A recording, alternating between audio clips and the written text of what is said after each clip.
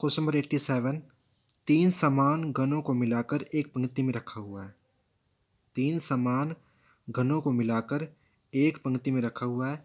इस प्रकार बने घनाभ के संपूर्ण पृष्ठीय क्षेत्रफल का तीनों घनाभों के संपूर्ण पृष्ठीय क्षेत्रफल का अनुपात ज्ञात करना है। ठीक है, संपूर्ण पृष्ठीय क्षेत्रफल किस किस का?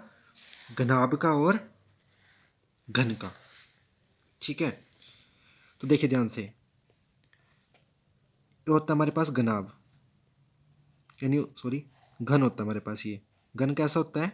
जिसकी सारी साइडें आपस में बराबर होती है। इसको इंग्लिश में बोलते हैं क्यूब।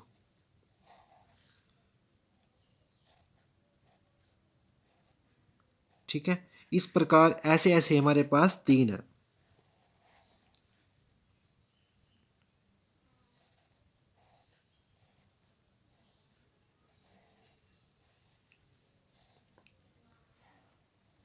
ठीक है, एक और बना लेता हूं मैं समझाने के लिए, क्योंकि प्रॉपर समझ आना चाहिए आप सभी को।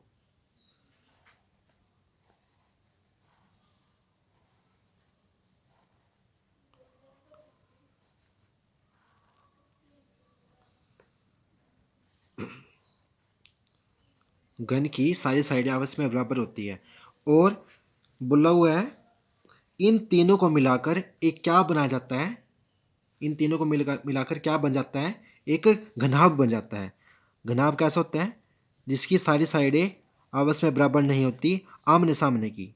जैसे मैंने बनाया ये घनाभ।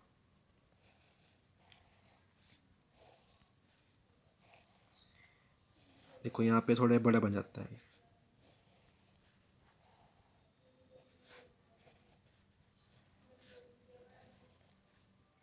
दोनों में क्या डिफरेंस है? देखो, इसमें तो ये इसकी जो साइड है हमें बराबर है, लेकिन इसमें इसकी जो लेंथ है वो इंक्रीज हो जाती है। इसको बोलते हैं घनाभ।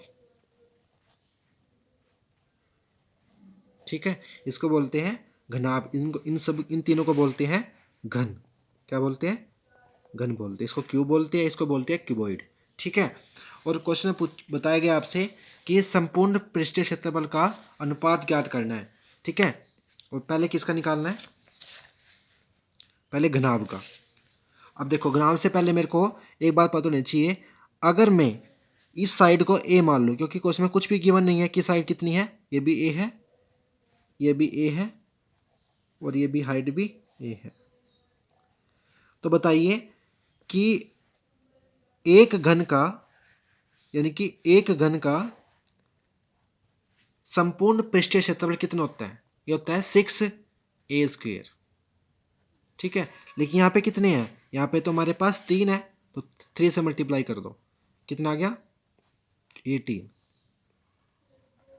18a²।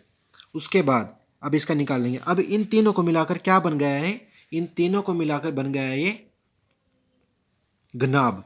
अब यहाँ पे a, यहाँ भी a, यहाँ भी a, 3a, यानी कि जो लेंथ है हमारे पास वो कितनी आ गई है? 3a। हाइट तो सेम रहेगी और जो ब्रेथ है वो भी सेम रहेगी। तो इसका संपूर्ण पृष्ठीय क्षेत्रफल कितना होता है घनाभ का? ये होता है मेरे भाई 2LB plus BH plus HL। ठीक है, वैल्यू पुट करो इसमें। 2, हमारे पास लेंथ कितनी आई है? 3a। B कितना है? A। B कितना है? A। और H कितनी है? A। H कितनी है? A। और लेंथ कितनी आई है हमारे पास? 3a। इसको सोल्व करना। 3a²